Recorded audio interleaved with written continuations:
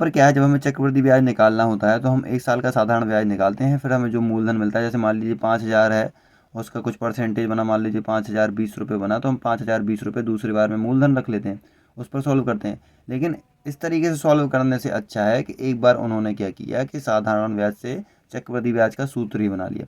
तो हमें यही देखना है कि चक्रवृद्धि ब्याज का सूत्र आखिर बना कैसे। देखिएगा, हमारे पास मूलधन है 5,000 रुपये, हमने उसको 5% दर पर किसी को उधार दिया और 1 साल के लिए समय दिया हमने। तो हमारा जो साधारण ब्याज यानी कि जो हमें वो पैसे देगा वो कितने देगा, तो यहाँ पे ये सवाल है।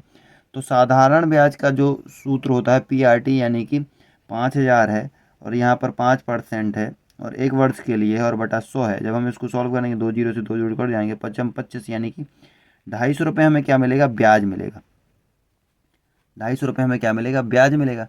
तो यहाँ पर देखिए 250 रुपये, अब 250 5,000 हमने दिए थे, 5,000 हमने रुपये दिए थे, प्लस 250 रुपये हमें उसमें ब्याज लगाएंगे, तो 5,250 रुपये हमें वापस मिलेंगे कि नहीं मिलेंगे, मिलेंगे।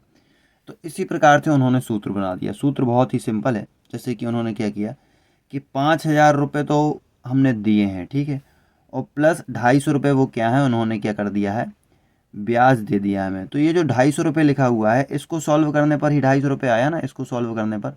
तो इस 250 की जगह हम क्या करेंगे, इस 250 की जगह हम 5,000 तो हमने दिए थे, ये 250 इसको सॉल्व करने पर आया। अगर आपको अर्थ देखें तो इसको हम लिख देंगे, डायरेक्ट सॉल्यूशन नहीं लिखेंगे, इसको लिख देंगे। तो ये हमारा क्या था, साधारण ब्याज का सूत्र है ये 5,000 इंटू 5 इंटू 1/100। ये हालांकि 250 ही लिखा हुआ है, लेकिन हमने इसको बिना सॉल्व किए लिखा हुआ है क्योंकि हमें सूत्र बनाना है। तो आप अगर गौर से देखें तो यहाँ भी 5,000 है, यहाँ भी 5,000 है, ये सॉल्व करेंगे तो 250 बन जाएगा, फिर उसमें जुड़ जाएगा तो 5,250 बनेगा।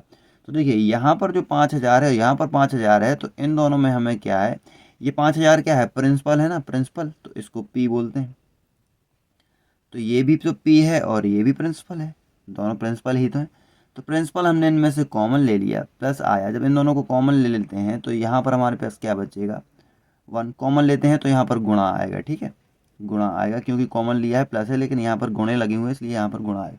तो P हमने कॉमन ले लिया 1 प्लस, अब हमारे पास ये रेट है 5 है तो दर है, तो ये बची R बटा 100, ये टाइम है तो यहाँ पर 1 लिख दिया हमने इसकी घात में, ठीक है। तो ये हमारा क्या बन गया, फॉर्मूला बन गया, यानी कि चक्रवृद्धि ब्याज का फॉर्मूला बन गया P इंटू 1 प्लस 5 है तो वो R है क्योंकि रेट बोलते हैं उसको, अपॉन 100 इंटू T, ठीक है।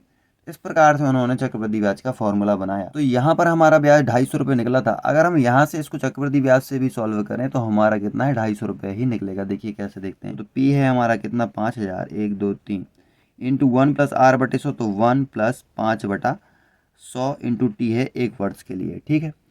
तो जब हम इसको सॉल्व करेंगे तो ये 5,000 आ जाएगा, 1 2 3 1 प्लस R बटा 100। देखिए इसको कैसे सॉल्व करते हैं, इसमें हमें 100 हमेशा एलसीएम लेना होता है, तो ये 100 यहाँ जाके 100 बन जाता है, 100 प्लस 5 हो जाता है तो ये बन जाता है 105 बटा 100, 105 बटा 100 बन जाता है। इसको जब सॉल्व करते हैं तो ये 5 से कट जाएगा, 5 दूनी 10 20 आ जाएगा, यहाँ पे 5 दूनी 10 और 5 एकम 5 21 आ जाएगा, 21 बटा 20 आ जाएगा हमारे पास, ठीक है। तो 5,000 के बगल में सीधे हम 21 बटा 20 ही लिख देते हैं, ठीक है। यहाँ पर एक बार है इसलिए एक बार 21 बटा 20 लिख दिया, अगर 2 बार होता तो 2 बार 21 बटा 20 लिख दिया। जब हम इसको सॉल्व करेंगे तो 5,250 टोटल हमारे पास आ जाएगा, ठीक है। 5,250 आ जाएगा। अगर आप सॉल्व करें तो ऐसे और ऐसे कट जाएगा, 2 से 500 कट जाएगा तो यहाँ पर 250 आ जाएगा, 250, ठीक है। 21 का गुणा करेंगे तो 5,250 ही आ जाएगा। यहाँ जगह नहीं है इसलिए हम सॉल्व नहीं कर रहे। तो ये 5,250 आ गया, हमने उसको 5,000 रुपये दिए तो इसमें से 5,000 हम घटा देते हैं, 5,000 हम घटा देते हैं। जब इसमें से 5,000 हम घटा देंगे तो हमारे पास कितना, 250 ही बचेगा। तो इसमें भी 250 ही आया। इस प्रकार से ये फॉर्मूला बना, ये आपको बताने के लिए बेसिक